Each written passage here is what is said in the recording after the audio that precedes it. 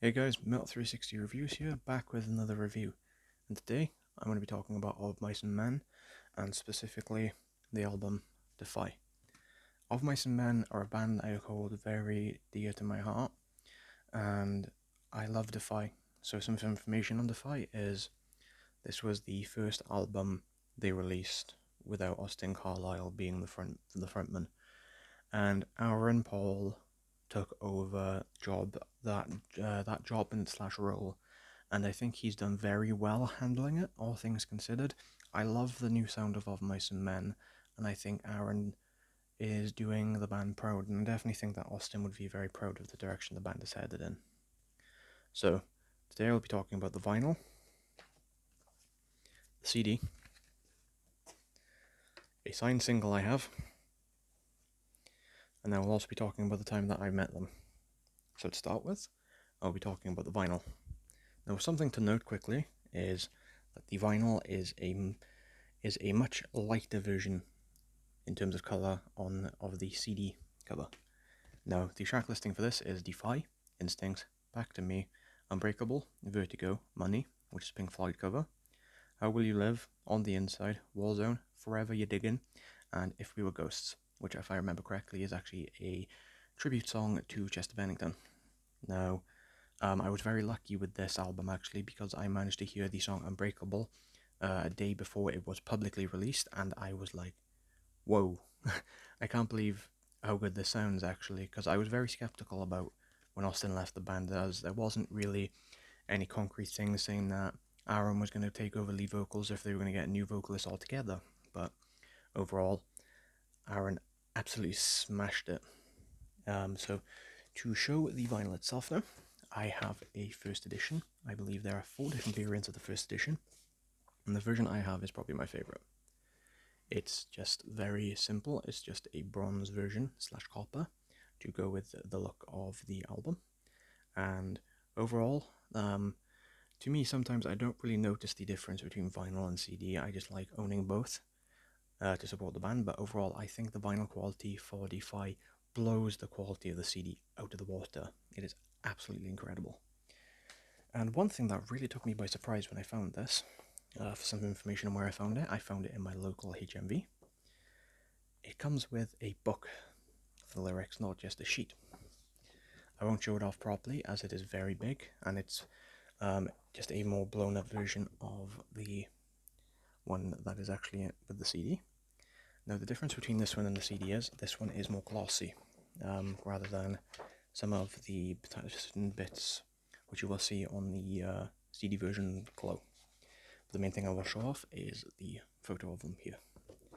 Now, the main difference I will get to in a moment is on the CD one, it has certain covers on it which makes them do something which they use very smartly to do some very interesting things with the lyric book itself.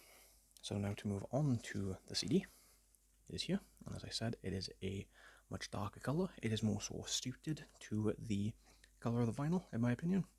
So to open it up, there is the track listing done very smartly, and it is also the same here. However, they add one more thing here because it is a fold out. So they've got that, and then they've got that, but there. While it's just sort of similar, at the same time it's very nice. So, as you may notice, this is actually the artwork they used here. And I really like that. I think the disc itself is very simplistic, yet very effective. So now, to move on to the lyric book. As I previously mentioned, there is this very interesting looking paper on it, which allows them to do some very cool things. This is one of the differences, and the second difference is here. And to show this side.